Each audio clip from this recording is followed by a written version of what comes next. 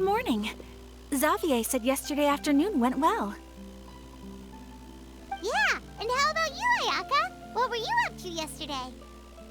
After we split up, Ayato went to see Udex Nervillette at the Palais Marmonia. I was originally thinking of going with him, but he said he could manage it himself. He told me to go see the sights around Fontaine and to enjoy the local culture. So I rode the aquabus with Yoimiya and visited the opera house on Aranias Island. Yeah, you wouldn't believe what we saw there! 2 mechanical puppets that were dancing together! You've already seen them, right? Yeah, those two! Amazing, aren't they?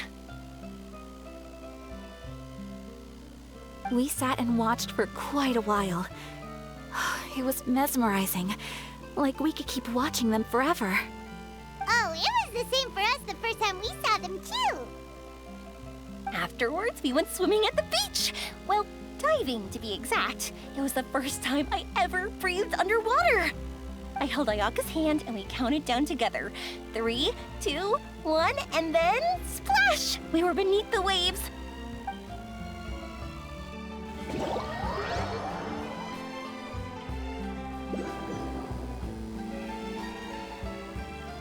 At first, I didn't dare to open my mouth. But once I couldn't hold my breath any longer, I decided to take a big breath in. Turns out the water wasn't as salty as I imagined. It didn't really taste like anything at all. Before I knew it, I was breathing like normal down there. It was an amazing feeling. Ayaka said I was too nervous and needed to loosen my grip. She got used to everything way faster than I did. I knew that the Traveler could do it, so I had no doubt we could do it too. That helped me feel at ease as soon as we dove in. The underwater world in Fontaine truly is beautiful. I love seeing the Romaritime flowers blossoming underwater, like little candles lighting up the streets at night. Yeah, and there were so many creatures that we've never seen in Inazuma. Like those fish that shimmer like a sword blade. Whoosh! Oh, and those big fish that call when they see people. Ooh. Oh, you mean Hunter's Rays and Blubber Beast. I just love the name Blubber Beast. Just wait till Pops and the others hear about this. They probably won't believe a word I say.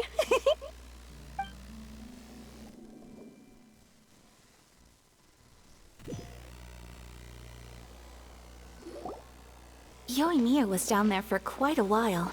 It was dark before we finally rode the aquabus back to the city. I figured she'd want to sleep in today. Yeah, even I was worried that I wouldn't be able to get up. I still felt like I was drifting in the waves when I went to sleep last night. But as soon as I woke up today, I remembered that we'd all be shooting a film together, and I was ready to go. Speaking of the film, where's everybody else? My brother and Xavier were speaking to the restaurant owner about using the place as a filming location. They should be here soon. As for the others, We're here. Please excuse my tardiness. I just finished the Special Patrol's 6-mile morning jog. Wait, 6 miles? I'm so tired. I heard you all chatting, so I decided to come down. I sure could use some of that endless energy everyone else has. Good morning, everyone. Morning. Can someone fetch me a cup of coffee? More milk, hold the sugar.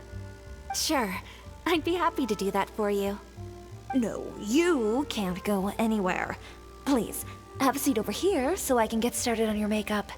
The last thing I want is coffee stains on my costumes. I can get the coffee. It's the perfect job for an assistant.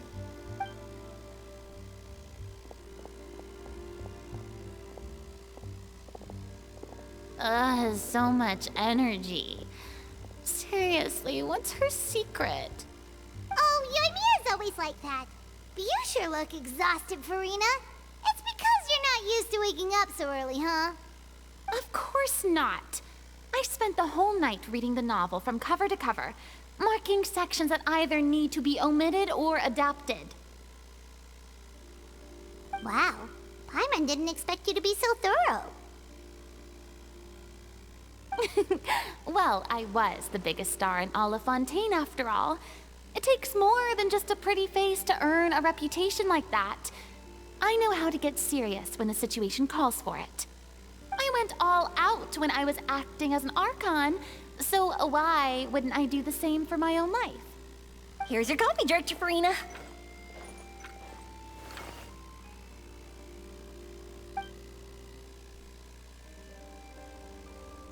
Oh, thank you. The sound of being called director and the aroma of coffee feels almost as refreshing as hearing the birds chirping in the morning. Ah, it seems everyone has managed to arrive on time. We've reached an agreement with the restaurant owner. We are free to use the second floor to shoot our film. Really? That's great! He is really looking forward to our film, and hopes that providing his restaurant as a filming location will attract more customers. Well then, Mr. Xavier, I'll leave the rest to you. Okay, thanks. First, I'd like to introduce our new members. This is our prop manager, Veronique. She'll be in charge of all the film's props and items. And this is Bonneau, our lighting technician. He'll be in charge of lighting and illumination to set up each scene's atmosphere. Wow, sure feels like we have some real professionals joining the crew now. First of all, please allow me to first express my sincerest gratitude to everyone in the crew. When my investor informed me yesterday that he wouldn't be able to provide the funds, I really thought that this was the nail in the coffin for this film. I had no idea that I'd find so many people willing to help me on such short notice. Thank you. Thank you all from the bottom of my heart. No need to be so cordial, Mr. Xavier. We're all honored to be a part of this. Your works made a profound impression on me when I saw them back in Inazuma. I am sure that someday, this film will be remembered as a prime example of cultural exchange between Fontaine and Inazuma. Yes, the story is the reason I agreed to join. I can't bear to even imagine what this film would look like without the very best director. Anyway, I would like to make a promise to everyone that as the producer of this film, I'll do whatever I can to ensure that everything goes as smoothly as possible. This is not just my film. It also embodies the thoughts and feelings of every person here, as well as the endless effort we are about to pour into it. So, without further ado, the Two Musketeers will officially begin filming now! You may take it from here, Director Farina. All right, listen up, everyone.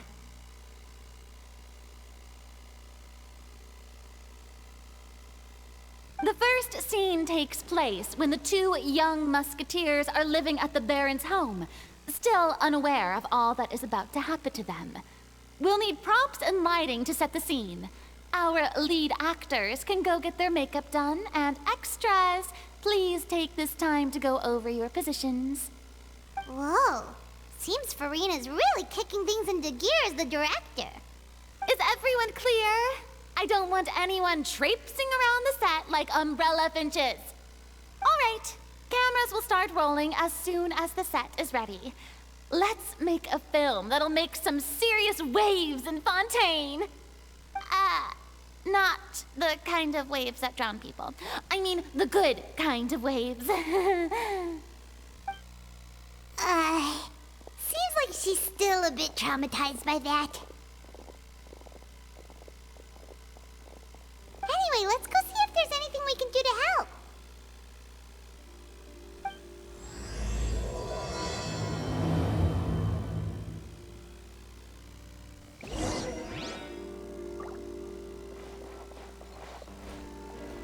I don't need any help here. Why don't you try asking someone else?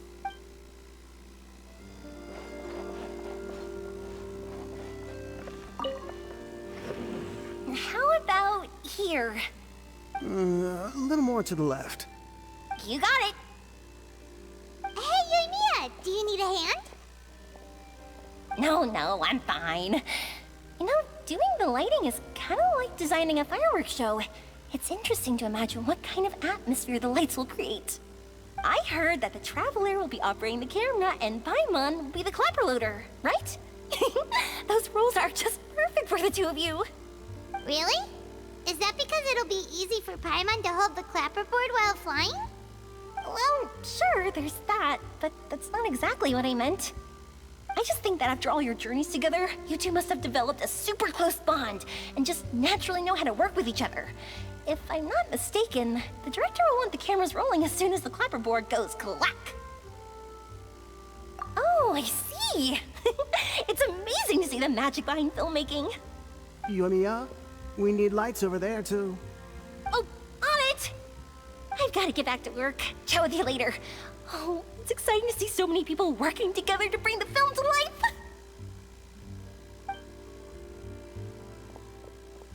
Seems like Yumiya's really getting into it.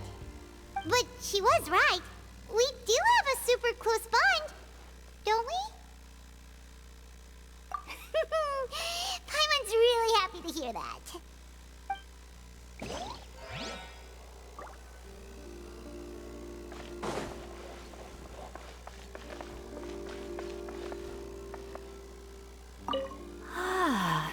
So this is what a musket looks like. Not exactly.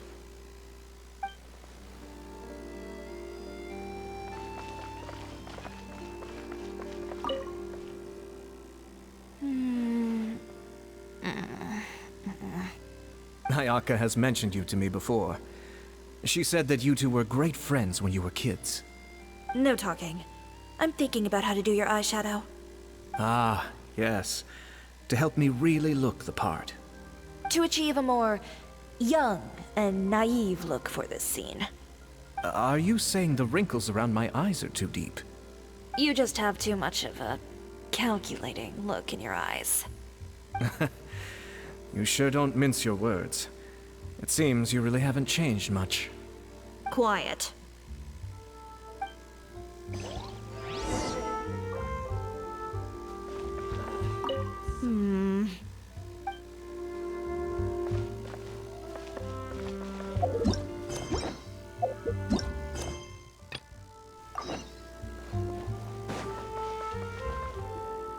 So, this is a real musket? No, it's just a prop weapon. Not bad. Have you seen a real musket before? Only in books and newspapers. I made this one based on the relative shape and proportions I saw in reference images. When we're filming, some special gunpowder will be applied around the muzzle, which will help create the flash and smoke effects of a real gun being fired. Which means it'll be up to the actors to portray the recoil. That's right. The sound effects for gunshots will also be added in post-production. Thank you, Veronique. I think I know where to start now. However, the musket's gears and firing pin could still use some work. Adding some wear on the metallic components will make them appear more realistic. Also, be sure to rub the muskets with some oil each time before we start shooting. That'll give the impression that the firearms have been well-maintained. Good point. You seem to know a lot, Miss Chevreuse. I assume you use these types of firearms on a regular basis? Yes, I perform routine maintenance on my weapons every day. Just like we as people need to eat and sleep, muskets need to be cleaned and maintained. I also perform similar care for my sword every day, and familiarize myself with its shape and weight, to the point where it feels like a natural extension of my body. Yes, this way, our weapons will never betray us in the heat of battle. Yes, well said. It seems we have the same philosophy on this topic. Oh, sounds like they found a common interest to talk about. Though these props differ from the muskets I use, I can still give you some pointers. Good. I look forward to your instruction. First and foremost, never point the weapon at anyone, regardless of whether it's a real or prop weapon or whether you're holding it or it's on the table. This holds for any time when you're not actively engaging an enemy. Okay, understood. When aiming the musket, extend your arm so that it's level with your shoulder, and use your eye to look down the weapon's sights. Like this? Not bad. Now, try saying your lines. This is the end of the road for you. Good. Now turn your body a little. That way, you'll give your enemy less of a target to work with. And relax your shoulders. Here, allow me to demonstrate. This is the end of the road for you. Huh. Excuse me, Miss Chiori. Director Farina, there's something I wish to discuss with you. Oh? What is it? Like this? Yes, much better. What do you think? I do see your point. But are you sure you wish to do this? I believe it would be most fitting. Well, if you insist. All right, I understand. Miss Ayaka, Miss Chevreuse, could the two of you please come over here? Huh? What's going on? Are we gonna start filming now? Let's go see. What is it? I have a question for you, Miss Chevreuse. Would you be willing to play the role of a musketeer? What? To clarify, I would like to turn over my role to Miss Chevreuse. But brother... Don't worry, Ayaka. I actually view this as a good thing. I was becoming troubled trying to set aside some time to speak to the staff at the Palais Mermonia. I would like to have some conversations about the cultural exchange between our two countries, and I've heard that the bureaucratic process here can get rather complicated. Now, I will be able to focus on my work. Besides, you also know that I'm not really one for public performances. Are you really sure? From a director's point of view, I also felt like the relationship between the two musketeers in the original story could be improved. The older brother in the story plays the lead role with his overbearing character, but this causes his character to overshadow that of his sister, and the theme of the two supporting and relying on each other isn't conveyed very well. But if we were to change the siblings to two sisters of a similar age, then that aspect of the story might come through more clearly. Also, I've seen you instructing Ayaka. That cold and dignified personality is exactly what we need for the older musketeer. Of course, even with all these insights, the decision should still be made by Miss Chevreuse. Chevreuse mentioned that she really likes the story, right? Paimon bets that she'll take the role.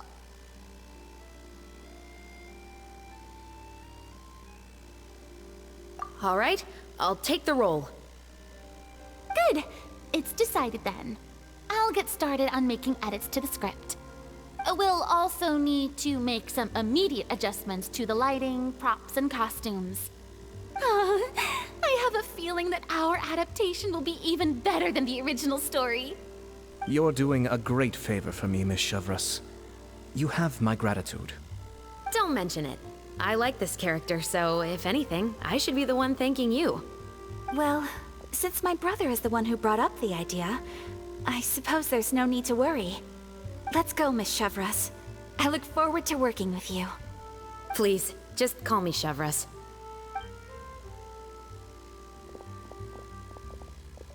Seems like you're really going out of your way to solve the problem I was having with your makeup. Surely you jest, Chiori. I assure you that I was mostly motivated by a desire to spend more time on formal business. Oh, come on. You really think I'd buy that? According to what I've heard from Ayaka, her brother is someone who can juggle 10 different matters at the same time. I'm sure you have other reasons for backing out. Perhaps. Ayaka always said she wanted to go out and see more of the world, just like the Traveler. But I feel that she needs not only to see other nations, but also to make some different kinds of friends. I think it would be harder for her to make new connections with me constantly by her side. I would like to give her some space. All right, go on. Spoil her some more. Ayato! It's too bad you're stepping down from the role. Paimon really wanted to see you act as a musketeer. No need to poke fun at me.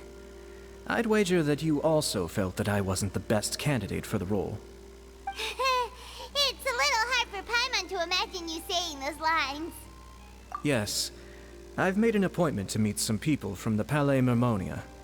Now, I will have some more time to prepare. Traveler, get the camera ready. Paimon, get the clapperboard. Actors, to your positions. We're about to start shooting the first scene. Go on now. And please take good care of Ayaka. Yep, don't worry. Thank you.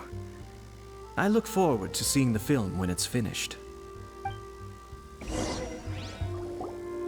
All right, now that we're all here, let me help set the scene for everyone.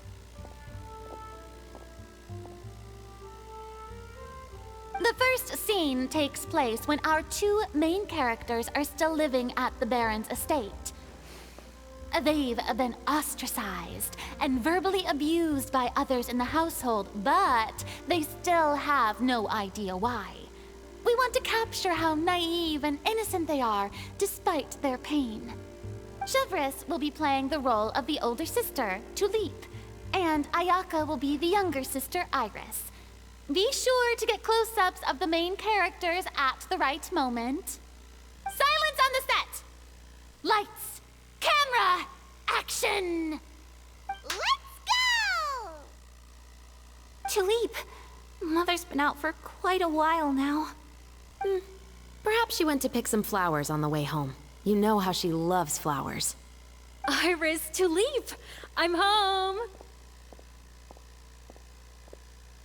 Mother! You were out for so long, we were beginning to worry about you. I'm sorry, but I'm back now, safe and sound.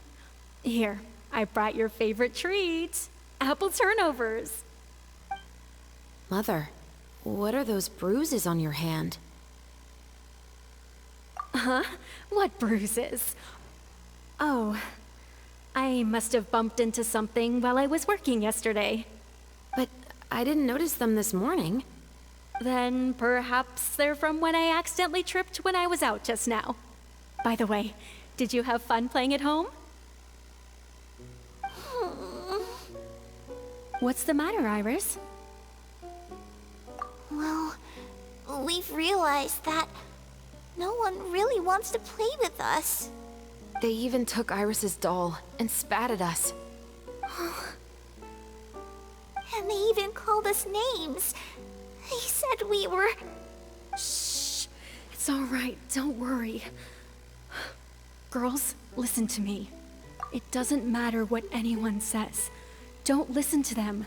No one can define you with such words. You both have wonderful lives ahead of you. Just like your names.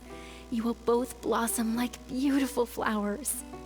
Maybe your time to blossom hasn't quite come yet, but one day, you two will bloom more beautifully than anything else. Don't let the soil you're in now ruin your future beauty. Understand? My dear daughters. And cut! Not bad. The actors' emotions were all on point. Let's keep that take. Also, if our clapper loader could avoid shouting at the start of the scene next time. Oh, got it. Great. I was a little worried that my nerves would get the better of me. What about you, Chevreuse? I felt fine. The lines weren't too difficult at all. Seems like Farina must have adapted the role nicely. You two were great. I couldn't tell it was your first time acting in a film. You should have more confidence. Thank you for your encouragement. Positions, everyone! We'll move on to the next scene after we try a few more camera angles.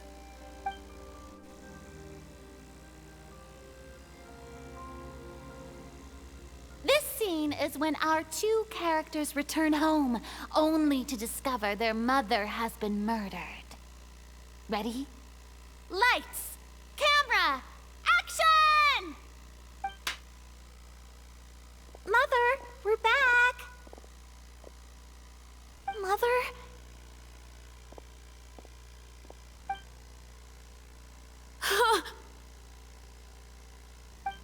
What's wrong, Tulip? Iris, stay away! Huh? Why? What's... Mother! Mother... She's... Huh? There's poison in this cup. Huh? I could have sworn I've seen this kind of cup before. Those aristocrats. They didn't even try to cover up their actions.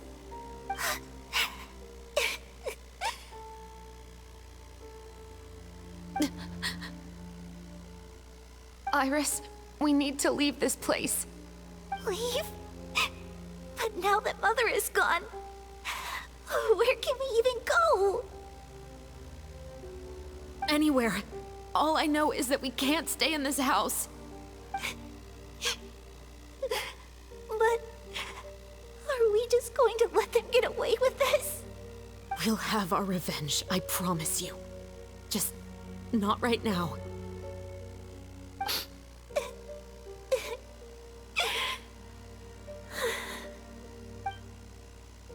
Come on, let's go. No, wait. We can't just leave Mother here like this. At least let me leave this rose with her. That's why we went out in the first place.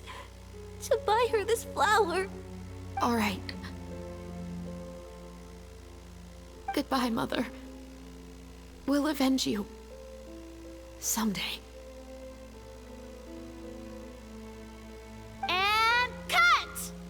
Beautiful! Great performance! Oh my, you're so amazing, Ayaka! And were those real tears I saw? How did you do it? I was surprised too. Thank you for the kind compliments. Actually, as soon as Director Farina said action, I told myself not to think about anything. I just felt the weight of the moment and became the character. It's quite similar to practicing the art of the sword. You clear your mind and focus only on what's happening in front of you. Ayaka's performance was amazing. Have I discovered an acting prodigy? Pipe down, everyone! We need to move on to the next scene!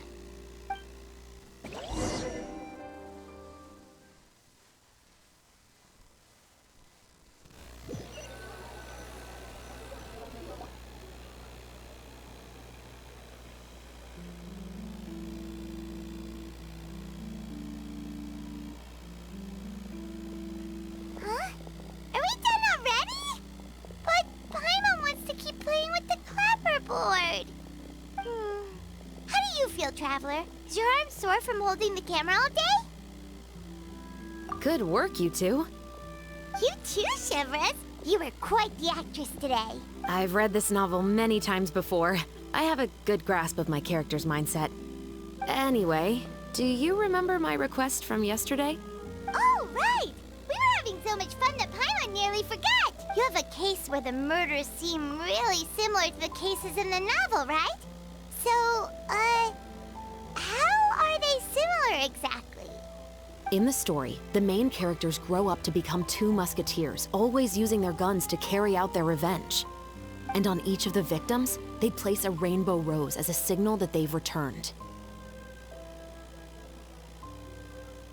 Yes, that's correct. We found rainbow roses just like in the novel. Seems like you're connecting the dots now. Oh, that does sound pretty concerning. Especially after seeing the script today. Ooh, now Paimon can't stop wondering what kind of ulterior motive the murderer might have. What do you think, Traveler? You're smart. Paimon wants to hear your thoughts. Good. On behalf of Fontaine's Special Security and Surveillance Patrol, thank you for your dedication to justice. There's no time to lose. We should start investigating right away. Follow me. Huh? Right now? Well, we just got done filming all day. Paimon's so tired. The most valuable intel always comes after nightfall. They are like small, remote islands in the middle of the sea. If you don't stay vigilant, you will pass right by them in the fog. That's how one of my favorite books always puts it, at least. So, where are we going right now? Let's start by checking out some workshops that sell mechanical components. If the culprit is making their own weapons, it's very likely that they'll visit those sort of places.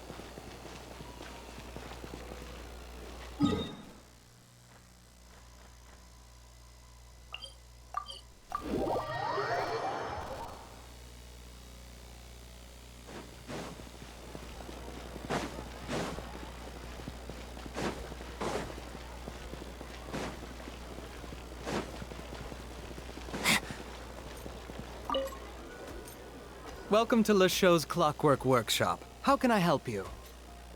Hello. I'd like to know if anyone has purchased some special components lately. Special components? Sorry, could you be more specific? I mean the kind of components that aren't typically used for clockwork toys, but for firearms. Huh? For firearms? No, we don't sell those sort of things here. Don't misunderstand. I'm not here to cause any trouble. We are merely investigating a case, and we're hoping that you could cooperate. Well, to be completely honest, I'm not even sure what kind of components that would entail. Has anyone ever purchased components here as an individual rather than on behalf of an organization? We have a lot of customers who buy toys, but those who buy components are all regular customers who buy in bulk on behalf of their organization. Is that so? I understand. Thank you for your cooperation. You're welcome. It's the least I can do.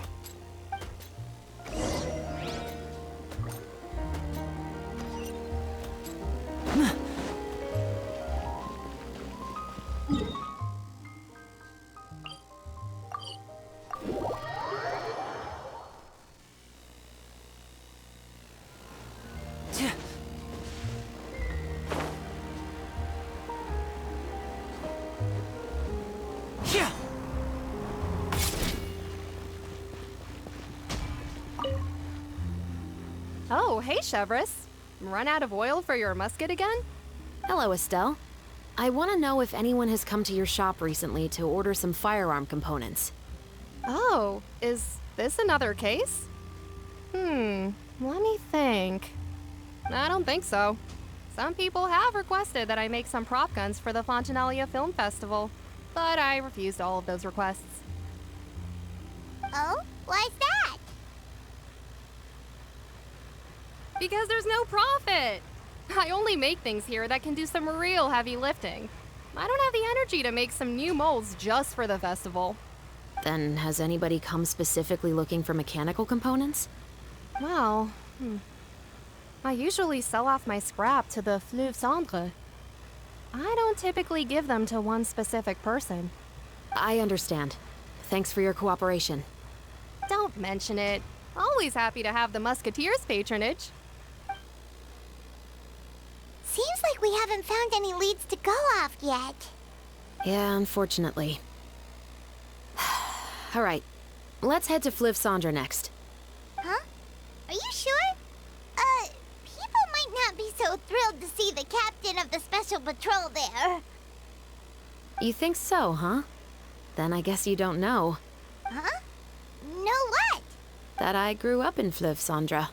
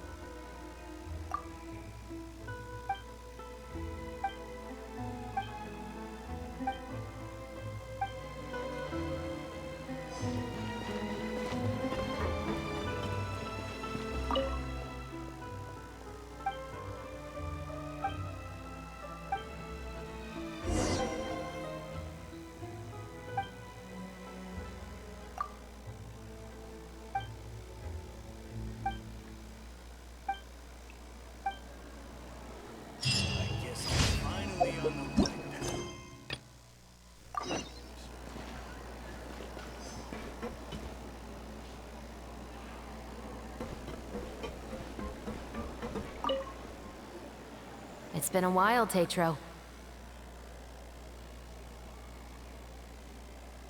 Please, just get on with your request. I want to know if you've heard anybody talking about muskets lately. Information isn't free, you know. I've heard that bandits have been extremely active in the countryside recently, and they've been affecting the delivery of goods to Poisson. I can allocate some more manpower to help out with that problem. What do you say? You're still as helpful as ever. One of our men got drunk at dinner about a month ago and lost his gun. 3 days later, it turned up in the corner here. What's weird about that? He just forgot where he put it, right? This is Fleuve Cendre, my friend. Anything of value left in the tavern won't ever make it to the next day. But that gun turned out to be an exception. It didn't get any new wear and tear on it, and didn't even appear to have been fired. We were quite mystified as to what could have happened. I suspect it came back because the weapon was already known to the guards. You mean, a criminal was afraid the Marechaussee Phantom would use the shot marks to track them down? Maybe. But if that's the case, the culprit really took great care to avoid getting caught. I didn't say anything about a criminal. In Fleuve Cendre, knowing who was killed is as easy as knowing what clothes you're wearing today. It's the guy living in the east side, isn't it? I've never liked him. Every time he's here, he just orders a drink and sits there with a nasty look in his eyes. So, who was the one who lost the gun in the first place? Don't bother. Even if you ask, he wouldn't admit to owning a gun to some strangers. Not to mention the captain of the Special Security and Surveillance Patrol. He's right. I know you grew up here, Chevreuse. Even though you're on good terms with the Spina, you've still been gone too long. Not many people know you here now, and a lot of people don't like the Special Patrol. I know.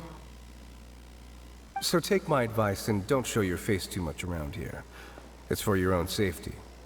I'll come and go as I please, and I'm afraid I'll be appearing more often due to my work. All right. Don't say I didn't warn you.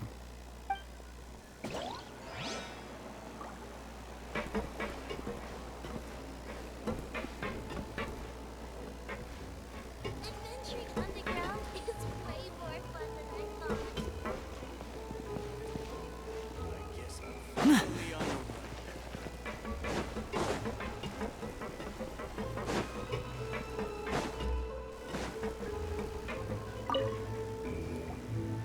Hello, I'd like to ask some questions. I don't know anything. Don't worry, I'm not here to arrest anybody. You say that now. It's the truth. Here, take this as my guarantee. Wait, did Paimon just see what she thinks she saw? Is the captain of the Special Patrol bribing a citizen? Seems you're different from the other guards. What do you want to know? Have you heard anything related to muskets in Fleuve Cendre lately? Anything at all? Muskets, huh? All I know is that about 2 weeks ago, we started hearing some loud noises at night. So loud that it's been waking me up. Were they gunshots? Possibly. It's hard to tell around here. Someone's house collapsing, a pipe exploding somewhere, it's all the same. But the noises I'm talking about definitely happened after I fell asleep. Do you know where the noises were coming from? I don't remember clearly. Is it that you don't remember, or that you need to think about it some more? You tell me. Then please, think about it some more. She's giving her even more Mora! The noises came from the end of the southern waterway. I came out and had a look for myself and I wasn't sleeping well, but I didn't dare get too close. That's all I know. All right, I'll take your word for it.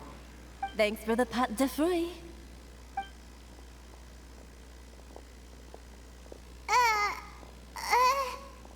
No need to be surprised. I grew up here, remember?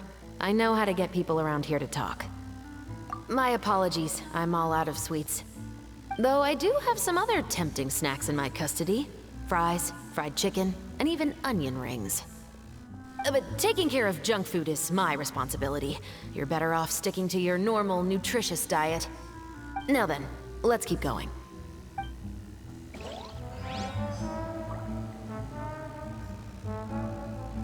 Squall and Fury!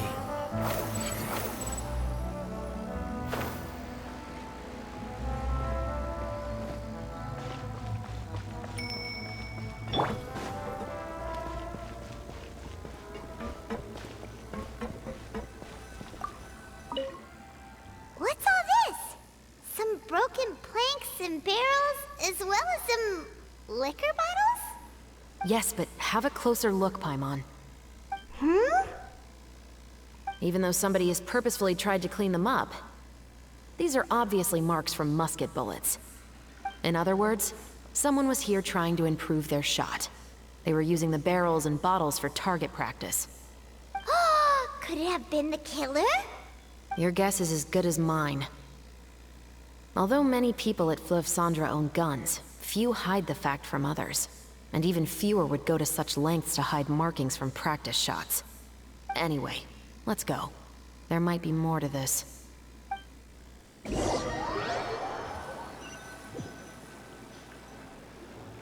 Seems like that's all we'll be able to uncover for today. Paimon feels like we managed to learn a lot more here than up on the surface. Yes. Assuming that everything we found is indeed connected to our suspect, then their timeline was probably something like this. A month ago, our suspect found a gun and took it home to disassemble it. Once he'd figured out its mechanics, he brought it back. In the following weeks, he used some parts to create his own makeshift musket, and took it to the Fleuve Cendre for target practice. Then, a few days ago, he found his target and carried out the murder. Once the deed was done, he left a rainbow rose on the body, just like the scene in the novel. That all makes sense to Paimon, but we're still no closer to figuring out the killer's identity. The deceased was a resident of Fleuve Cendre. It's said that he was a poor, solitary man. Yeah, that's also something I'm trying to figure out. If we are indeed following the novel, and there's a story behind the murder, then this murder should be an act of vengeance. But according to our investigation, the deceased didn't have any enemies. He was no saint, but no one's heard of a rival who hated him enough to shoot him dead. Much less care to leave a rose on his body. What message is the killer trying to convey, and to whom exactly? We've thoroughly investigated that possibility. He claims to have spent the whole day at the Opera House on the day of the murder, and the staff there have confirmed his account. Okay, so he has an alibi. Not only that, he lacks a credible motive as well. He has a family of his own, and both of his parents are still alive. I've looked into his records. He was adopted at the age of 6, and all the proper procedures were followed. There are also records of him at an orphanage before then. In the story, the mother of the 2 musketeers was murdered after the children turned 10. Of course, he could have changed the children's ages, but I don't want to assume anything without evidence. More importantly, I've also had a chat with him in person. He didn't seem like the kind of person who would pull the trigger to kill a man. Then, what should we do now? We have all this new information, but it doesn't help us move forward. Investigations take time. I didn't expect us to catch the culprit in just a single day. How about this? Let's spend the next few days filming with the crew. We can continue the investigation once we're done with the film. I'm sure that given time, new leads will present themselves. Wait, but weren't you saying intel is like small, remote islands in the middle of the sea just a moment ago? Wouldn't you just miss them if you were to stop looking? Ah, but the book had more than one reference to the islands, Paimon. Oh? What else did it say then?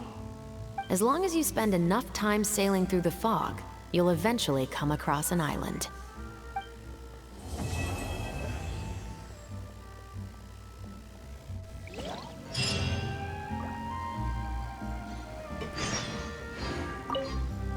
What? Never thought that the captain of the security and surveillance patrol could come from the Fleuve Cendre? You mean rising through the ranks? It was a struggle, for sure. But as long as you can distinguish yourself through your accomplishments and skills, you'll eventually be recognized for your worth. If you look at it another way, my life at Fleuve Cendre has actually taught me a lot of valuable skills. Skills like how to barter with criminals or how to think in their shoes. Of course, I'd appreciate it if you could keep this a secret between us.